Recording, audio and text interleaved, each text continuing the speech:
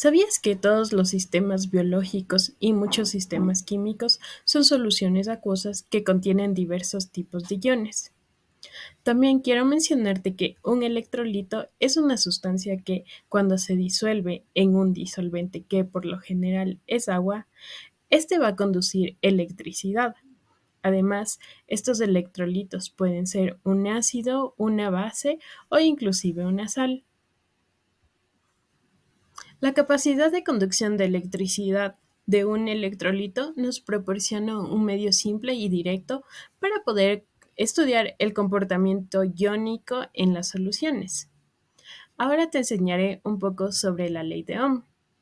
Ley de Ohm, llamada así en honor al físico alemán Georg Simon Ohm, establece que la corriente que fluye a través de un medio específico es directamente proporcional al voltaje, o también llamado diferencia de potencial eléctrico, a través del medio e indirectamente proporcional a la resistencia del medio.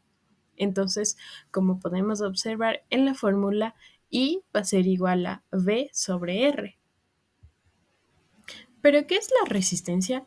La resistencia a través de un medio específico depende de la geometría del mismo, es decir, que la resistencia es directamente proporcional a su longitud e inversamente proporcional al área de su sección transversal. Como podemos ver en la fórmula, la resistencia tiene una constante, la cual se llamará resistencia específica o resistividad. ¿Y todos los electrolitos son iguales? Pues no, ya que a cierta concentración un electrolito solo se va a disociar parcialmente. Sin embargo, a una dilución infinita, cualquier electrolito, ya sea débil o fuerte, se va a disociar totalmente. Es así que en 1887 el químico sueco Svante August Arrhenius sugirió el grado de disociación. Otro de los conceptos importantes para entender este tema es la movilidad iónica. Esto se refiere a la capacidad de los iones que tienen para moverse a través de una solución, debido a la presencia de un campo eléctrico, lo que va a influir en la conductividad eléctrica del sistema. Para entender un poco más sobre la movilidad iónica, les presento una tabla en la cual se relacionan las movilidades iónicas de diversos iones a la temperatura de 298 Kelvin o 25 grados centígrados. Como se puede observar, las movilidades iónicas de los iones hidroxilo y iones hidróneo son mucho mayores a la que tienen otros iones. ¿Y por qué se da esto? Estos valores elevados se deben a los enlaces de hidrógeno.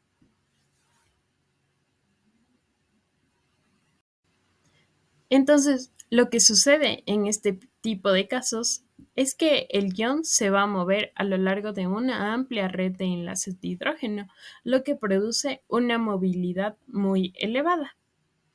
También cabe mencionar que la movilidad iónica se utiliza en la electroforesis, ya que esta es una técnica que se emplea para purificar e identificar proteínas y ácidos nucleicos.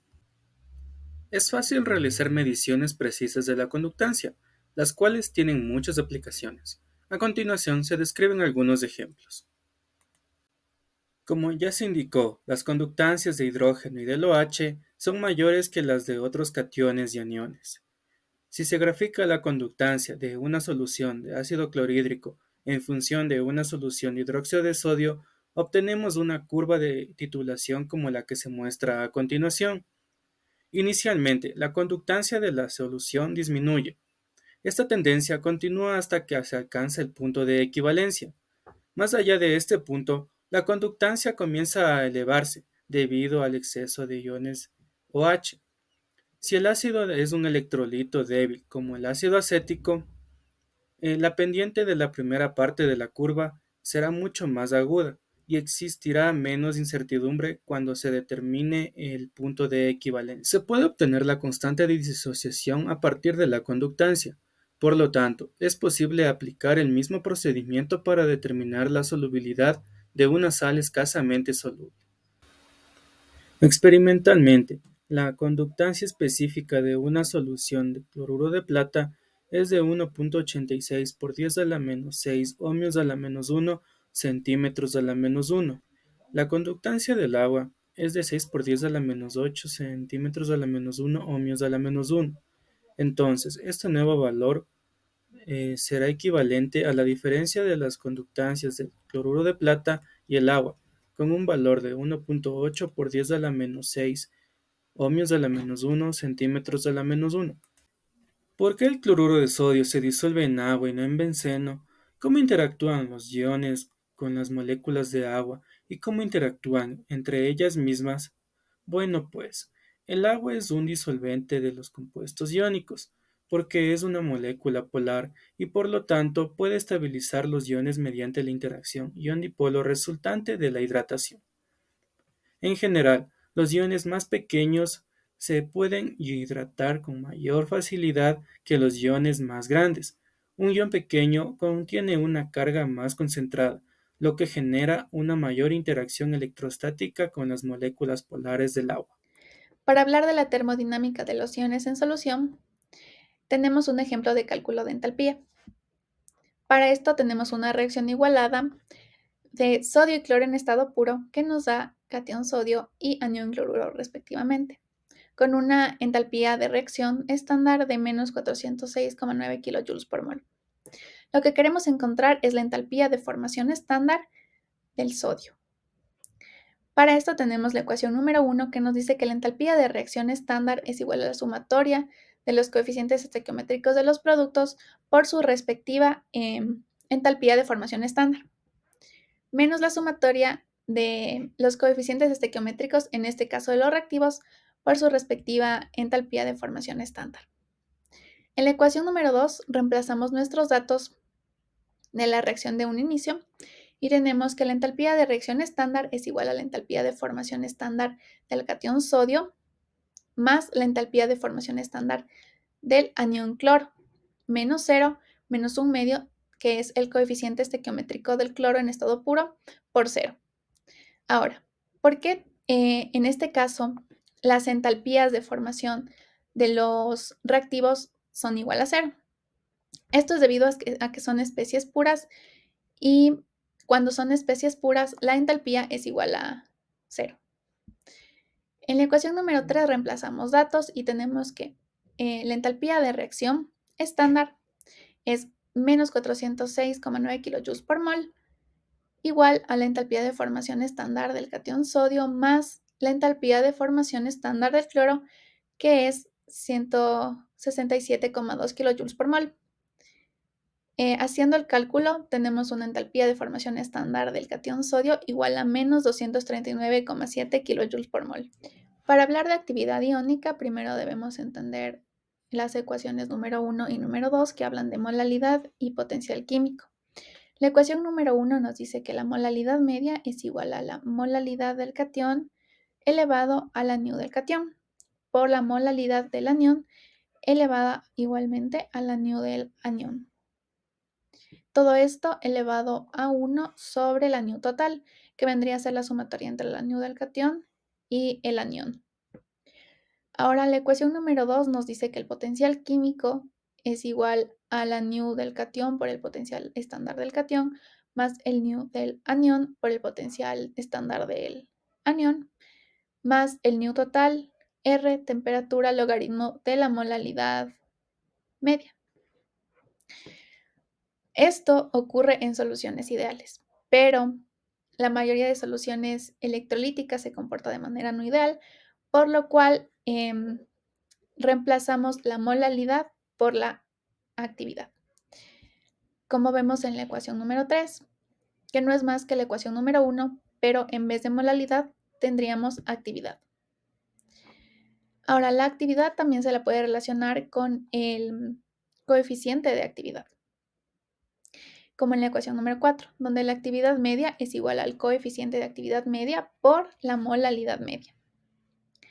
Ahora, en la ecuación número 5 nos dice que el coeficiente de actividad media es igual al coeficiente de actividad del catión elevado a su nu por el coeficiente de actividad del anión elevado a su nu, todo esto elevado a 1 sobre el nu total, tal y como hemos visto en las ecuaciones número 1 y número 3, pero en este caso con el coeficiente de actividad.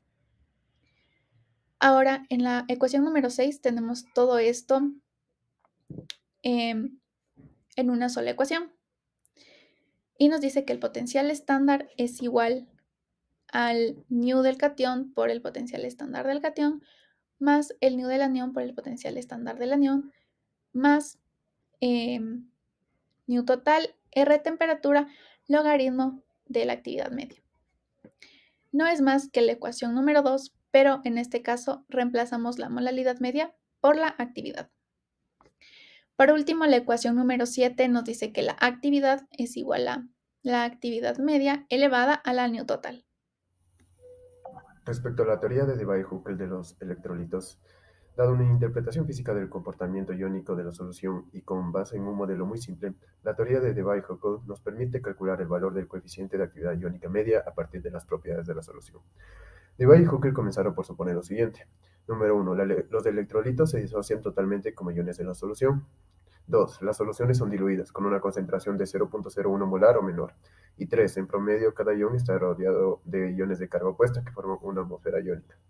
Así, calculando el potencial eléctrico promedio de cada ion provocado por la presencia de otros iones en la atmósfera iónica. Después, lo relacionaron con la energía libre de Gibbs y con el coeficiente de actividad del ion individual.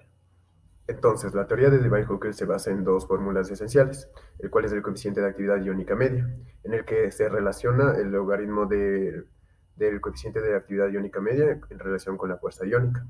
Y la fuerza iónica viene dada por un medio de la sumatoria de la molaridad y de las cargas al cuadrado. Analizando los efectos de adición de sal y de extracción de sal, la ley límite de Debye-Hückel se puede aplicar al estudio de la solubilidad de las proteínas. La solubilidad de una proteína en una solución acuosa depende de la temperatura, el pH, la constante dieléctrica, la fuerza iónica y otras características del medio. Sin embargo, esta sección nos centraremos en la influencia de la fuerza iónica. Respecto a la diferencia entre los productos de solubilidad termodinámico y aparente, es la siguiente. Como se puede observar, el producto de solubilidad aparente se expresa en molalidades o en alguna otra unidad de concentración. Y podemos calcular esta cantidad con facilidad si conocemos la cantidad de, por ejemplo, cloruro de plata disuelto en una cantidad conocida de agua para producir una solución saturada. Las membranas celulares se componen de dos tipos de moléculas, proteínas y lípidos. Existen tres tipos de lípidos de membranas, fosfolípidos, colesterol y glicolípidos, pero en esta sección solo consideraremos los fosfolípidos. Uno de los fosfolípidos más comunes que se encuentran en las membranas celulares es el ácido fosfatídico. Las moléculas de proteínas pueden descansar o estar cerca o en la superficie interior o exterior de la superficie de la membrana o pueden penetrar parcial o totalmente la membrana. El grado de interacción entre las proteínas y los lípidos va a depender del tipo de fuerzas moleculares y las consideraciones termodinámicas. No son estructuras rígidas, por lo que muchas proteínas y lípidos de la membrana se encuentran en movimiento constante. La función de la membrana es actuar como barrera de permeabilidad, ya que las membranas controlan de manera selectiva el paso de sustancias de una región a otra. Por ejemplo, permiten que los nutrientes ingresen al interior de la célula y expelen los productos de desecho fuera de la misma. Son permeables de forma libre en agua, dióxido de carbono y oxígeno, pero menos en los iones, moléculas polares y otras sustancias. Debido a que su región interior de la bicapa de lípidos es hidrofóbica, sería de esperar que la membrana fuera más permeable a las especies sin carga y a las moléculas no polares, que a los iones y las moléculas polares, aunque el agua es una excepción. Aplicaciones. El efecto Donan tiene aplicaciones en diversos campos de la medicina, especialmente en fisiología celular y en la farmacología. En el transporte de fármacos, el efecto Donan es utilizado para comprender y mejorar la entrega de fármacos a nivel celular. Dado que la membrana celular actúa como una barrera semipermeable, el efecto Donan influye en la distribución de los fármacos en el interior de las células. En diálisis y hemodiálisis. El efecto Donan es considerado en los procesos de diálisis y hemodiálisis que se utiliza para tratar a pacientes con enfermedad renal crónica. En terapia de fluidos intravenosos. En situaciones clínicas como la administración de fluidos intravenosos, el efecto Donan también es considerado, ya que la composición y la concentración de los fluidos intravenosos deben ser cuidadosamente seleccionados para evitar desequilibrios en los niveles de electrolitos y el equilibrio ácido-base. El conocimiento del efecto Donan permite a los médicos y enfermeras calcular y ajustar las soluciones intravenosas para mantener el equilibrio iónico y prevenir complicaciones asociadas con desequilibrios electrolíticos.